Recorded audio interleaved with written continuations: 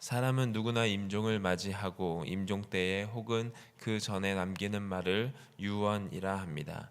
숨이 넘어가는 상황에서 가장 중요한 핵심만을 말하는 것이 일반적입니다.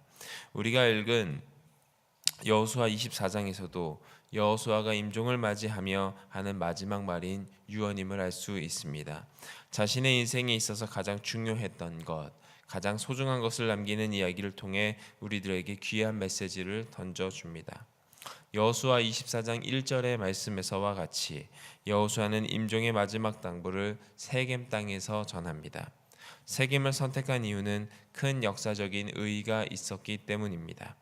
일찍이 아브라함이 가나안 땅에 들어와서 처음으로 제단을 쌓은 곳, 야곱이 레아를 통해 낳은 외동딸인 디나가 강간을 당한 이후에 야곱의 두 아들인 시몬과 레위가 세겜 족속을 쳐부수고 이방의 각종 우상들을 묻어버린 개혁의 장소, 또한 이스라엘 백성들이 출애굽 이후 가나안 땅에 들어오고 언약을 새롭게 한 맹세의 장소, 에바삼과 그리심산 사이에 위치하고 있는 세겜 땅은 족장 시대 이후 신성한 장소로 여겨져 왔기 때문에 매우 중요한 장소였으며 여호수아는 이곳에서 고별의 메시지 곧 유언의 말을 전합니다. 유언의 핵심은 14절에 잘 나타나 있습니다. 그러므로 이제는 여호와를 경외하며 온전함과 진실함으로 그를 섬기라. 잡신들을 모두 치워버리고 여호와만을 섬기라. 14절에 그러므로라고 번역되어 있는데 이것은 최종적인 결론이라는 뜻입니다. 24장 1절에서 13절까지의 결론이 여호와를 경외하라는 것입니다. 여호와를 경외하는 것, 두려워하는 마음으로 율법을 지키고 하나님께 경배를 드리며 섬김과 경건으로 나타나는 의로운 삶을 살아야 함을 말하는 단어입니다. 경외할 때 필요한 두 가지인 온전함과 진실함도 빼놓을 수 없습니다. 온전하다라는 것은 완전하여 흠잡을 데 없이 정직하다라는 의미입니다. 진실하다는 것은 견고하여 신뢰할 수 있는 그리고 지속적으로 충실하다라는 의미입니다. 즉 하나님께서 인정하실 진실함과 온전함으로 하나님을 경외하라는 뜻입니다. 하나님만을 섬기고 다른 잡다한 생각 없이 하나님만을 향하는 순수한 마음이 필요하며 어떠한 유혹에도 견딜 수 있는 견고한 마음가짐으로 경외해야 합니다. 여호수아가 이스라엘 백성들에게 묻습니다. 15절 여호와를 섬기는 것이 너희에게 좋지 않게 보이냐? 이 말은 히브리어로 직역해 보면 만일 너희의 눈에 악하다면 내키지 않는다면 바람직스럽게 보이지 않거든이라는 뜻입니다. 여호와를 섬기는 것이 억지로나 마지못해서가 아니라 오직 성실함과 진실함으로 섬겨야 한다는 것을 일깨워 주기 위해 물었던 것입니다. 제가 신학생 때에 교회 목사님께서 늘 하시던 말씀이 생각이 납니다. 목회자는 항상 진실하고 성실해야 한다. 이 두 가지를 겸비해야 예수님이 지고 가신 십자가의 길을 자기 십자가를 지고 갈 수 있다라고 말씀해 주셨습니다. 처음에는 별것 아니라고 생각했지만 꾸준하고 한결같은 믿음을 지키고 신앙을 유지하는 것이 매우 어려움을 느낍니다. 14절의 표현처럼 애굽에서 섬겼던 신들을 더 중요하게 여기고 15절의 표현처럼 강 저쪽에서 섬기던 신들을 보고 바라보고 있었던 제 모습도 볼 수 있었습니다.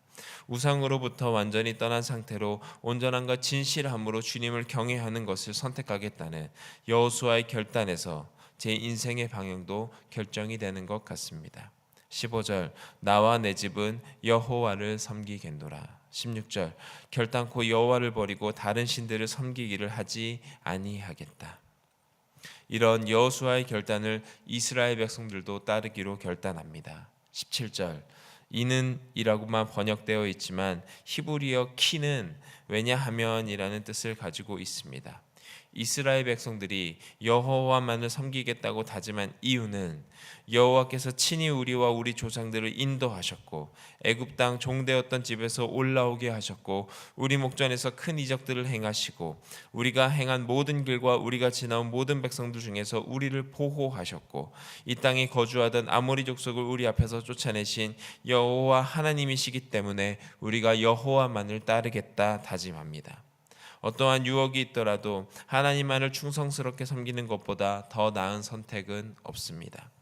여호수아가 임종을 맞이하며 이스라엘 백성이 신앙을 결단했듯이 우리도 주님만을 따르기로 결단하고 다짐해야 합니다. 허나 하나님을 섬기는 일을 결코 가볍게 생각할 수는 없습니다. 우리가 다른 우상을 섬기면서 하나님을 함께 섬길 수는 없습니다.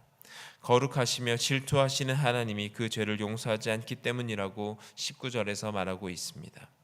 거룩하신 하나님, 하나님의 성품은 피조물과는 구별되는 분이십니다. 거룩이라는 것은 죄와는 섞일래야 섞일 수 없다는 뜻입니다. 깨끗한 것이 하나도 없으신, 깨끗하지 아니한 것이 하나도 없으신 하나님께서 우상을 숭배하면 질투하십니다. 질투하다라는 것은 시샘하고 부러워하다라는 의미를 포함하여 사랑하는 대상을 향한 열정뿐 아니라 경멸하는 대상을 향한 파괴적인 열정을 가리키는 단어입니다. 이 질투라고 번역된 히브리어 키노가 혼인 관계로 설명하는 단어로 사용되면 더욱더 강력한 의미를 갖게 됩니다. 하나님은 우리의 신랑 되시고 우리는 그분의 신부가 됩니다. 또한 이사야서 54장 5절을 통해 하나님은 이스라엘의 남편이시고 이스라엘은 하나님의 신부됨을 알 수 있습니다. 즉 이스라엘 백성들, 너희가 나의 신부인데 불륜 안 돼, 나 아닌 것도 안 돼 라고 말하고 있는 것입니다. 이것은 우리를 올가매고 속가매는 것이 아니라 이스라엘을 향한 간절한 하나님의 사랑을 나타내는 것입니다. 출애굽기 20장 5절은 이렇게 말합니다. 나를 사랑하는 자에게는 천대까지 은혜를 베풀겠다. 이스라엘을 향한 질투는 하나님의 사랑이 그만큼 강력하다라는 증거입니다. 하나님은 잘못과 죄를 결코 가볍게 넘기시지 않으십니다. 만약 여호와를 버리고 돌아서서 이방 신들을 섬긴다면 아무리 많은 복을 주셨다 할지라도 그들이 행했던 것과 똑같은 방식으로 그들에게 방향을 돌이켜 그들에게 복되신 재앙을 내림으로써 그들을 멸망시키실 것이라고 경고합니다. 이런 무시무시한 경고에도 이스라엘의 거듭된 충성의 고백은 계속됩니다.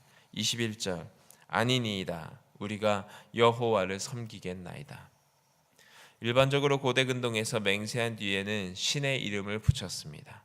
이스라엘의 백성들이 하나님만을 섬기겠다고 맹세했으므로 이스라엘 백성 자신들이 증인이 되었다는 것을 증명하였고 이를 여호수아가 우리가 증인이 되었다고 말합니다. 스스로 고백했으니 하나님 앞에서 그 말대로 행동해야 합니다. 이방신들을 치워버리고 마음을 하나님께로 향해 여호와만을 섬기고 그의 목소리를 청종하는 인생을 살아야 합니다. 우리는 가끔 베드로가 예수님을 부인했던 것처럼 즉흥적이고 감정적으로 반응할 때가 있습니다. 왜 주님을 따르려 하는지, 우리가 져야 하는 십자가는 무엇인지 점검해 보아야 합니다. 말로만 여호와를 섬기는 것이 아닌 겉으로 드러나는 것보다 중심을 보시는 하나님께 진실함과 온전함을 가지고 경외하며 나아가야 합니다.